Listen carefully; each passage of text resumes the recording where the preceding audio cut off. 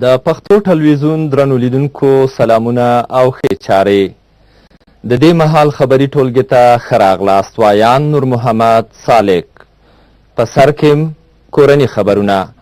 د کابل ښار د نهمې امنیتي حوزې اړوند د ګمرک په سیمه کې د کنټرک په نوم په یو ساختماني شرکت کې د موټر بم چاودنې له کبله شاوخوا 14 تنو ته مرګ ژوبله ورسېده.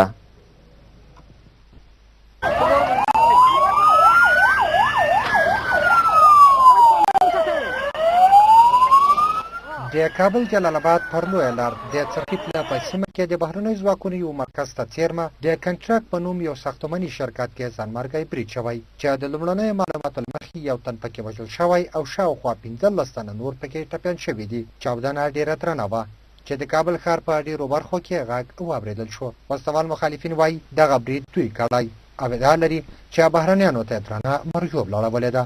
د کابل د یوسلیو اسماعي زون د قومندانۍ مرستیال پاسوال محمد داود امین خبریالانو ته وویل دغه چاودنه نن سهار 11 بجې رامنځته شوې چې له کبله د بهرنیانو په ګډون شاوخوا 14 تنه ټپیان شوي دي.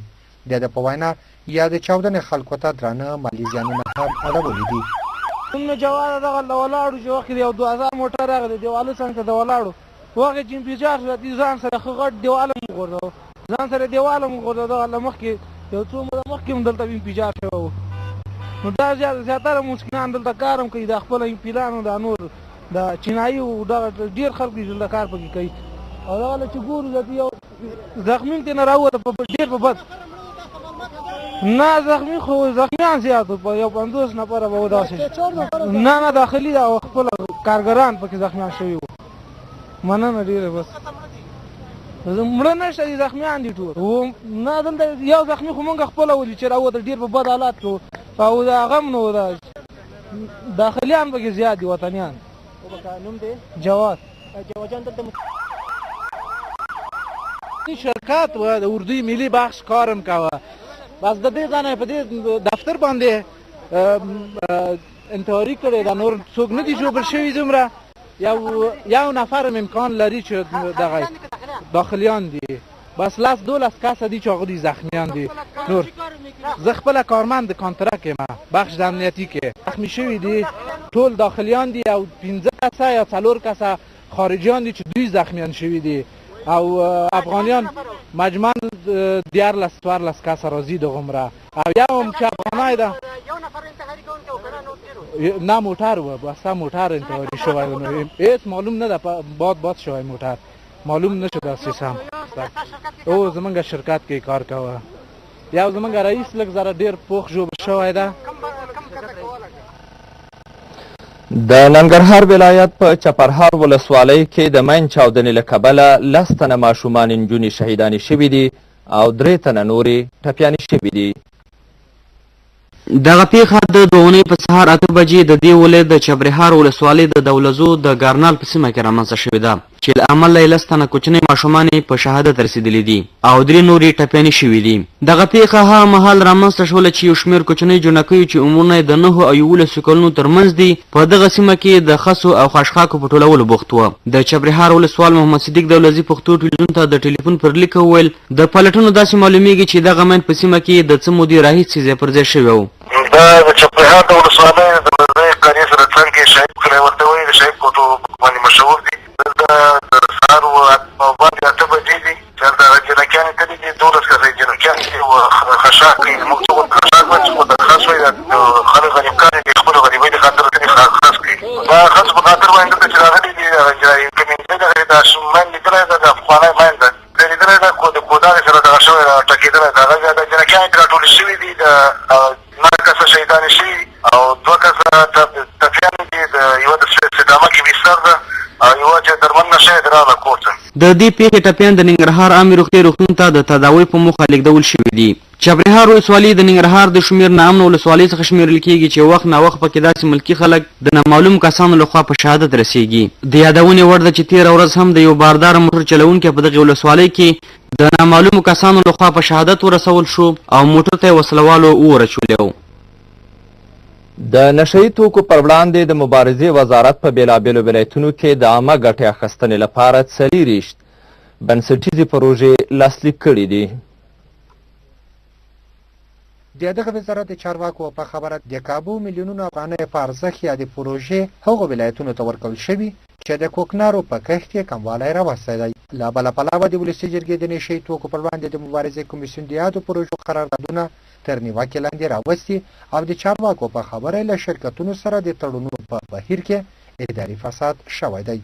د نشهیي توکو پر وړاندې د مبارزې وزارت چارواکو په خبره دغه پروژې د یاد وزارت د هغه پروګرام برخه ده چې د نشهیي توکو پر وړاندې د ښې مبارزې کوونکو ولایتونو ته ورکول کیږي. په 14 ولایتونو کې کابو د میلیونونو افغانۍ په لګښت دغه پروژې د یوه خبري غونډې په ترڅ کې د نشهیي توکو پر وړاندې د مبارزې وزیر ضرر احمد مقبل او بیلابیلو شرکتونو ترمنځ لاسلیک شوی دی. مقبل ویلي دي هغه ولایتونه چې د نشهیي توکو پر وړاندې مبارزه کې د پام وړ بریاوې ولري دوی ورته پروژې پیلوي.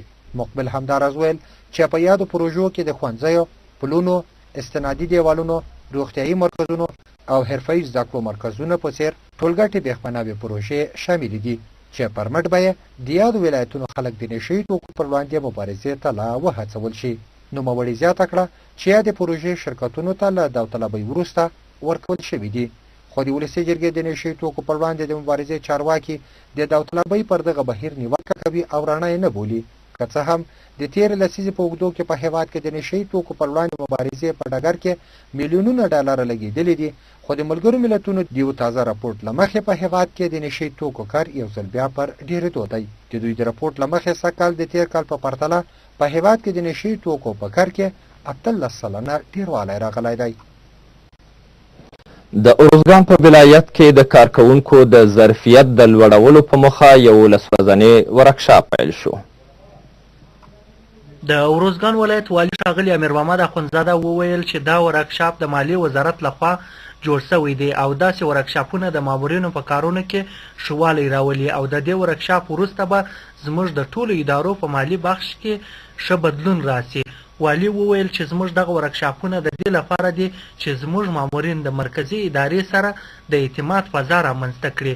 د زیاته کړه چې زموږ ادارو په مالي بخش کې ډېرې ستونزې درلودلې چې اوس په دې وتوانېدو چې 450 تنه مامورین په دې برخه کې وروزو تر څو دوی په خپلو ادارو کې د پرمختګ وړ ګامونه پورته کړي. د مالیې وزارت د مالي تدارکاتو مسؤل سید علیم شاه وویل چې داسې ورکشاپونه مخکې په ځایونو کې جوړېدل لکه کندهار، جلال آباد، هرات او مزار ولایتونه، خو د مالیې وزارت داسې یو تصمیم ونیوی چې په هر ولایت کې دغه ورکشاپ جوړ سي.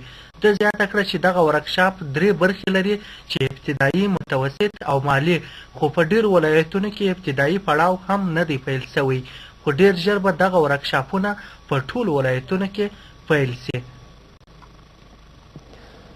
جمهور رئیس کرزي د روغتیایي اخلاقو په پرځای کولو ټینګار وکړ او له اړوندو وزارتونو یې وغوښتل ترڅو د لابراتوار زده کړې په طبي لوړو زده کړو کې شاملې کړي. جمهور رئیس حامد کرزي د امنیتي ارګانونو کارکوونکو ته سپارښتنه وکړه چې په زور سره د روغتیایي کارکوونکي نه اړباسي چې د دوی درملنه وکړي.